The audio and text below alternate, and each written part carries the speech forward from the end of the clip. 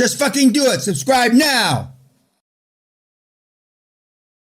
And as the Viking bitch said, she went to the hardcore thinking that she was going to do such and such, and then the deal collapsed 2 or 3 days before when she moved. And so, but shit happens. Deals collapse all the time. The trick or the skill set is to be able to bounce back as quick as humanly possible from a big defeat. And, you know, and because I don't suffer from empathy, sympathy, or self-pity, I've been able to bounce back. I won't say in minutes, that'd be an exaggeration. But I mean, I go to sleep and the next day I forgot about, you know, I got my teeth kicked in. And that's I'm told, you know, not an easy trait to acquire. Because we all, to a certain degree, you know, at times in our life, life's not fair. Why me? Why this? But I mean, you're all old enough, even the youngest kids in the room, if you haven't figured out life's not fair yet, something's wrong. And when I go on the supposition that life's not fair, I go on, you know, how can this thing fall apart? How can this get fucked up? You know, how are you and you, because of your lack of experience, not because of your lack of motive, not because of your lack of inspiration, but experience. You don't know, you know, how things can fall apart. And that's why you have the dream team. And that's, you know, one of the reasons you have the board. But if you don't ask the board, which you're sometimes embarrassed to ask them because you don't want to look dumb, then, you know, you might as well not have them. And I was blessed. I was never, ever intimidated by not asking some of these guys that I've had the privilege of being with, you know, what can go wrong? And then I remember one time, Bunker Hunt told me, what the fuck can go right, Danny? I mean, let's forget about what can go wrong, what can go right. And of course, you know, I was blessed. But if you rub elbows with poor people, you're going to think poor. And nobody in this room that I'm aware of, not just this room, the rooms before you, have gone out of their way to find, you know, super, you know, iconic people be around. Because, you know, intelligence, gravitas, etc., rubs off. And, you know, and I haven't been embarrassed to go after those people. And to a man, of all the high-performance people that I've alluded to, I never paid one of them a nickel. Not a penny. Not a penny. Use their G2s, G3s, you know, their yachts. In almost all cases, and you can follow the same process. I reminded them of when they were young. I had the energy, and one of the things, I haven't run out of energy yet. Maybe I will. I don't think I will. But as you get older, I'm told by other senior people, you run out of energy. That hasn't been my experience. But for the most part, you, even the oldest person in this room, you will represent the youth that they have lost. You will represent the energy they have lost. And that's all, you know, that's all you can really ask for is the opportunity to do the things with them. And you will, even if a deal collapses with some of these guys and gals, you'll never be the same person. Never. Never. Yes, sir. Would you recommend the hardcore for me, or going back to the trenches? No, I would. And I'm not even sure it's open now, but I would. But I would recommend it to everybody because you're around, you know, I'm not saying that you're a cut above the YouTube people, 4 or 5 cuts above because you're here. But the hardcore is, you know, 3 or 4 cuts above this group. And not everybody has done deals at the hardcore. But I mean, and I'm not giving you excuses why some of you haven't done more. But shit happens, okay? Lots of which you don't have any control whatsoever. And If you're in the oil business, when, oil more recently was $120 a barrel, and you bought assets, and now oil is $80 a barrel, those assets are underwater. Okay? And if you believe the pundits, you thought oil was going to go to 120 to 200. And I commented recently, oil will go to 40 before it goes to 200. Now, it hasn't gone to 40, but it went to 80. Comment, yes, sir. Mike. Well, just wanted to ask you if you can say maybe... How do you get the money out of the company? We had that already. But can you maybe say one or two sentences about the topic advisory board? Because we... Thank you. Yeah. Okay. I said, you have a board. And let's say you decide to expand your horizons. And I'm not recommending you do a conglomerate deal. I'm not. But some board members will not want the liability of being a board member. Fair enough. In America, 42% of all outside directors get sued. It's much less around the world because litigation is a way of life in America, and fortunately, it's not that. But you can set up an advisory board.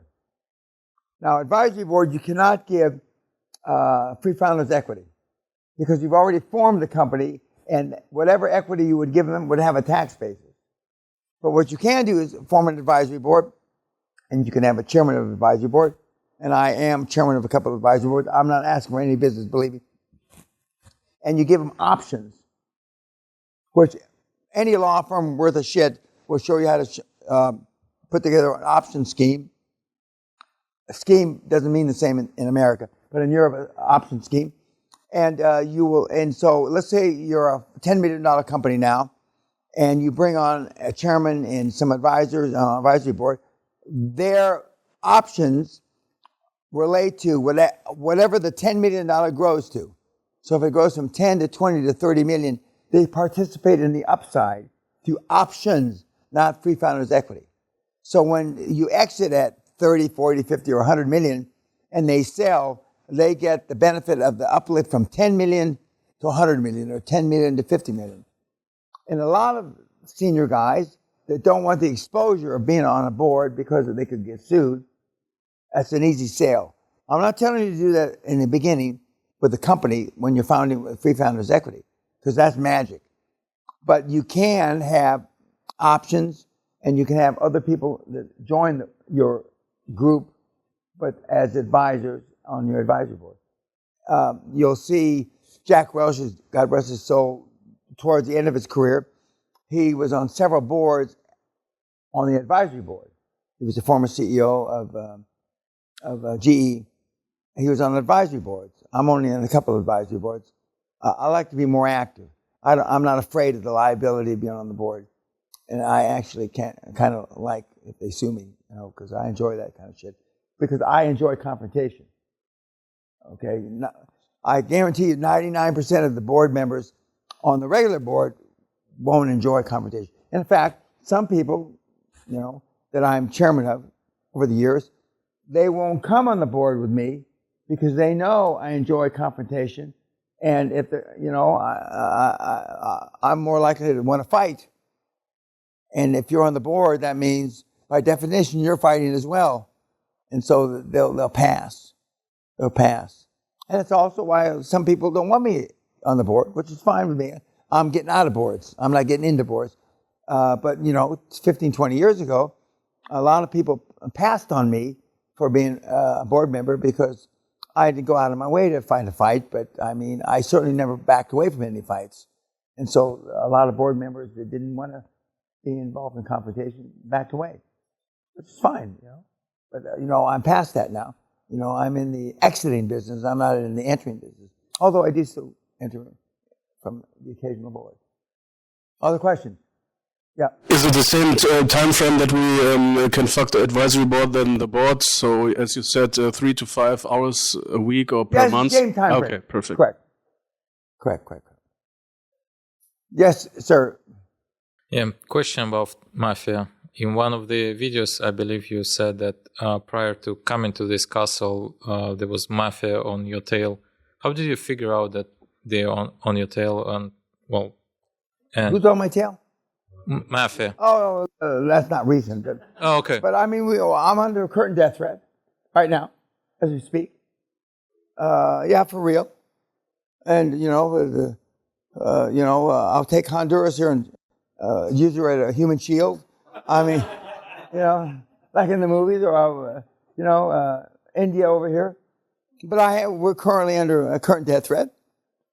But I mean, what am I going to stop doing business? I mean, we called the local police, and the local police told us, interviewed the staff. We have them on we tape his conversations, and the current unless they try to kill you, we can't do anything. So my lawyers contact the FBI. The FBI jumped on it right away, opened the file, blah blah blah. But unless they do something, which is the laws are all fucked up. Unless somebody actually does something, shoots at you or tries to stab you. Now I'm fine with that. You come after me, you better get ready to be dead. I'm not afraid of that. But I worry about my staff, my wife, and in the old days, my kids. I don't really give a shit if they kill any of you. Believe me. I would try to protect you if you were here. And no. See, my knife's a real knife. Okay, but we had a guy here years ago that went nuts and tried to throw one of you off the balcony and did some other stuff. And if you remember watching the videos, the police came and took him away one morning. Oh, the skinny shit, right? The little skinny shit, yeah. But all the big guys were afraid of him. And he said he was going to go to Edinburgh Airport and was to kill every one of you. And guess what you did, brave boys? You changed to Glasgow Airport. That's exactly right. Okay? Brave boys. And Sally, God rest her soul, God bless her, she drugged the guy down the staircase. I had him in my grips. I was going to throw him over the top of the staircase. And Sally grabbed him and drug him down the stairs and threw him out the front door. She says, Dan, if you throw him down, we're going to have paperwork, murder. She threw him out. And then he went to a couple of the rooms of you brave boys, and you quivered, and you pulled the sheets over your fucking head like cunts. I know you're cunts. And that was reinforced by this little skinny shit, 140 pounds. So I know how brave you are, so don't give me that shit. Don't give me that shit. And then the police drug him out the next morning. So I know, that's why when you take the test, somebody spits in your mother's face, what do? Kick their ass. Oh, well, no. But 98.5% of you, well, I try to reason with them, but that's why I know human race is through. Now, I'm almost positive in Dallas, Texas, or Raleigh, North Carolina, if somebody spit in your mother's face and you're there, I'm almost positive I know what's going to happen. Exactly. What's the rule here where you live? If some asshole comes on your castle, you can shoot him right away? Well, I've shot at people here. That's good. Yeah, I mean, we've had burglars and I've shot at them. Now, I'm almost a world-class shot, so I didn't shoot to kill. And the cops show up that night, and Mr. Peña, we know you don't want to be friends, but I mean, you shot at these people. And I said, they're trying to steal our track. What do you mean I shot at them? Yes, I did. And he said that maybe, wouldn't it be easier to call the police? Well, you hear 3 hours later. Now, this is a perfect example. What the fuck, But I loved it when I was in Texas and those places. I carried a gun. I had guns in the limo. I had guns in the house. I didn't have guns in every fucking room, but almost every fucking room. But I mean, there was less people doing that kind of shit. I still remember a 15-year-old kid in someplace in Texas 2 or 3 years ago. Shot an intruder. Shot him dead 3 times in the chest. And they had a big investigation, and they found him innocent. Now,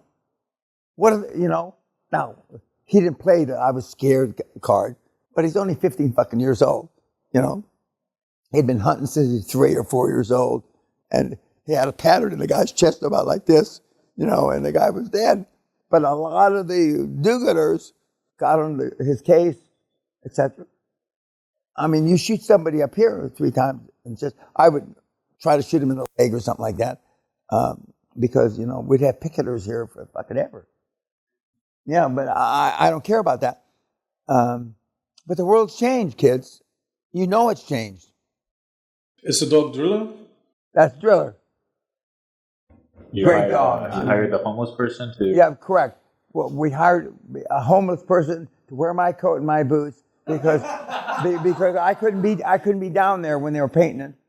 Howard Morgan, who's I was only 2 sittings, 6 hours each.